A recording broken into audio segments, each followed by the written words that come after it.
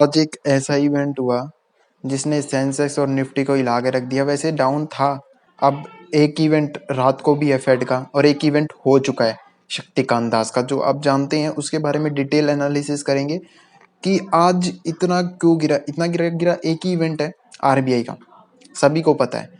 Sensex की बात करें, सेंसेक्स में भी पुल बैक दे रहा था, बट एक एंड मौके पे ज़्यादा गिर गया। तो उस न्यूज़ की बात कर ले तो न्यूज़ पे ले चलता हूँ सीधा। न्यूज़ में क्या आया, क्या नहीं आया, किस लिए गिरा, बाजार में इतना सडनली चेंज। बाजार ख़त्म नहीं होगा, ये इवेंट हो जाने दो, ख़त्म हो जाने दो, थोड़े दिन रहेगा इसका प्रेशर, बट नथिंग, बाजार ख़त्म नहीं हुआ। आरबीआई का इंटरेस्ट रेट हाइक हो गया, क्यों हुआ? इन्फ्लेशन, सीधी बात है। इन्फ्लेशन इतना आउट ऑफ कंट्रोल हो चुका है कि करना था एक दिन, बट इतना सडनली करना था ये कोई नहीं जानता था। ये पता था कि इन्फ्लेशन को कंट्रोल करने के लिए एक ना एक दिन रेट बढ़ाएंगे, बट इतना जल्दी बढ़ाएंगे एलआईसी के आईपीओ के बीच में, तो इतना नहीं पता था। तो ये एक पॉइंट रखने की बात है, इसी वजह से ज़्यादा गिरावट देखने को मिली।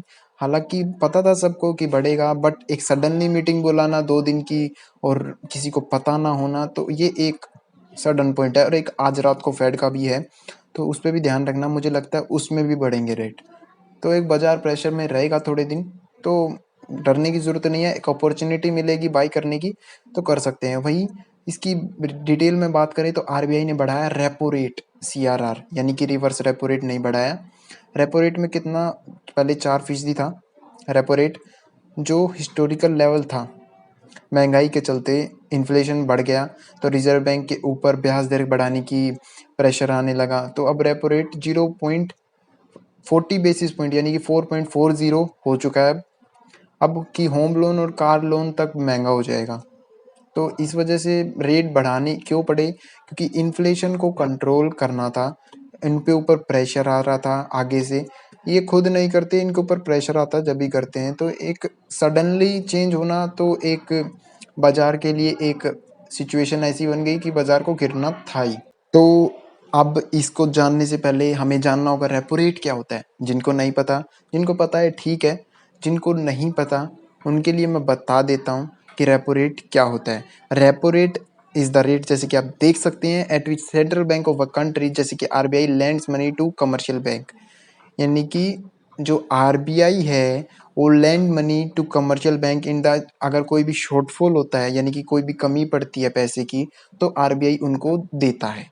और वो रेट घट जाना यानी कि अब आरबीआई इनमें पैसा नहीं डालेगा, कम डालेगा, यानी कि लिक्विडेशन ही खत्म हो जाएगी थोड़ी। तो इज यून in monetary authority control inflation, inflation को कंट्रोल करने के लिए ये रेट को यूज़ किया जाता है। और वहीं रिवर्स रेपो रेट भी जान लेते हैं। रिवर्स रेपो रेट 4.40 है, रिवाइज्ड है ये, तो रिवाइज्ड रेपो रेट 4.0 है, अकोमोड ये तो रिवाइज्ड है।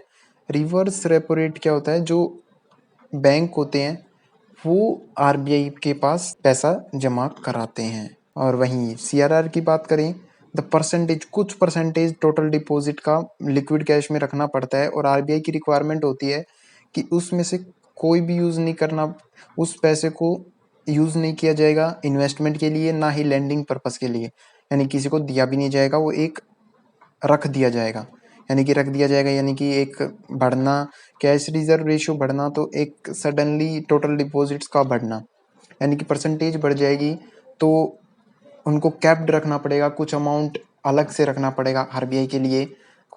तो एक उस पे इंटरेस्ट भी नहीं ले सकते, तो इनकम कम हो जाएगी बैंक्स की, तो एक ड्रॉबैक पॉइंट है। तो आप देख सकते हैं 4.40 हो चुका है repo rate.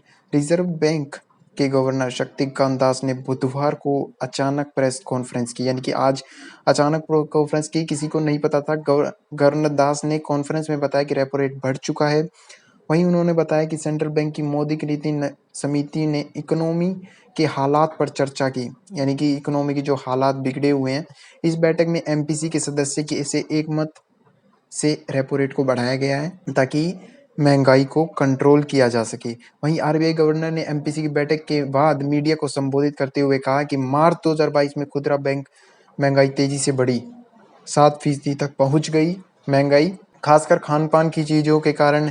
Headlines CPI inflation यानी कि खुदरा बैंक खुदरा महंगाई तेजी से बढ़ी है। इसके अलावा जियोपॉलिटिकल टेंशन भी बढ़ गई है। आपको बता दें कि रूस और यूक्रेन के बीच महीनों से जंग जारी है, जिसके कारण गेहूं समेत कई अनाजों के दाम भी बढ़ गए हैं। इस तनाव से ग्लोबल सप्लाई चेन पर बुरा असर पड़ रहा है। वहीं श्री गवर्नर दास ने जियो पॉलिटिकल टेंशन पर भी बात करी है। वहीं उन्होंने कहा कि जो इकोनॉमिक रिकवरी है, सीआरआर में कितना चेंज किया है, जो कैश रिजर्व रेशियो है जो उनको कैप्ड करना पड़ेगा, उसको कोई यूज नहीं कर सकते। जो बैंक्स होते हैं उनमें 0.50 बढ़ा दिया गया है। तो ये एक अच्छी बात तो नहीं है। जो कि ये बता दें कि ब्याज दर बढ़ाने का फैसला मध्यम अवधि में इकोनॉमिक ग्रोथ के प्रोस्पेक्टस को मजबूत बनाने के लिए लिया गया है, ताकि इकोनॉमी को स्टेबल लाया जा सके, इन्फ्लेशन को कंट्रोल किया जा सके। वहीं उन्होंने कहा कि ग्लोबल इकोनॉमी रिकवरी अब मोमेंटम खोने लगा है, यानी कि अब खोने लगा है कि महंगाई और भी बढ़ती जा रही है। मॉनेटरी पॉलिसी स्टांस बरकरार रखने का फैसला किया। हालांकि रेपो रेट बढ़ने से आम लोगों की जेब पर चोट तय है, यानी कि आम लोगों की, तो क्योंकि महंगाई की मार झेल रहे आम लोगों के बजट अब बढ़ी। ईएमआई, जो कि ईएमआई होती है कार्स की, होम्स की, उनकी ईएमआई बढ़ चुकी है। होम लोन्स, कार लोन्स, सभी प्रकार के कर्ज दर बढ़ चुके हैं। तो आम लोगों के ऊपर तो अफेक्ट पड़ा ही है। ईएमआई की रकम बढ़ चुकी है। और वहीं 8 अप्रैल को, ये जून में होने वाली थी मीटिंग, अचानक बुलाई गई है।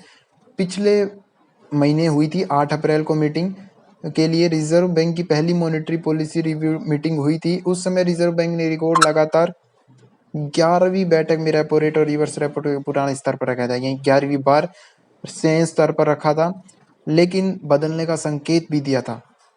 उस समय आरबीआई के गवर्नर शक्तिकांत दास ने कहा था कि महंगाई कोई बड़ा रिस्क नहीं है, केंद्रीय बैंक का इकोनॉमिक ग्रोथ पर फोकस है। यानी कि ग्रोथ पर फोकस है तो बढ़ने का कोई चांस नहीं है। बट अभी उनका एक प्रेशर आ गया, प्रेशर बने रहने की शंका है। वित्त वर्ष में अभी महंगाई और भी बढ़ सकती है। आरबीआई के मुताबिक फाइनेंशियल ईयर वित्त वर्ष 22-23 में तो महंगाई दर 5.7% रहने का अनुमान है। वहीं शक्तिकांत दास ने पिछले महीने बताया था कि महंगाई की दर पहले तिमाही में 6.3 और दूसरी तिमाही में 5 और तीसरी तिमाही में 5.4, वहीं चौथी तिमाही में 5.1 रह सकती है। बट अब उनकी एक चेंज हो गया। वहीं एलआईसी के आईपीओ पर भी गजब असर पड़ा है इसका। तो एक फोकस रखने की जरूरत है। अब बाजार में अपॉर्चुनिटी मिलेगी कि अप डाउन मिलेगा थोड़े दिन के लिए, क्योंकि एक महंगाई बढ़ेगी तो उनको बढ़ाना पड़ेगा, आज नहीं तो कल तो बढ़ना था ये।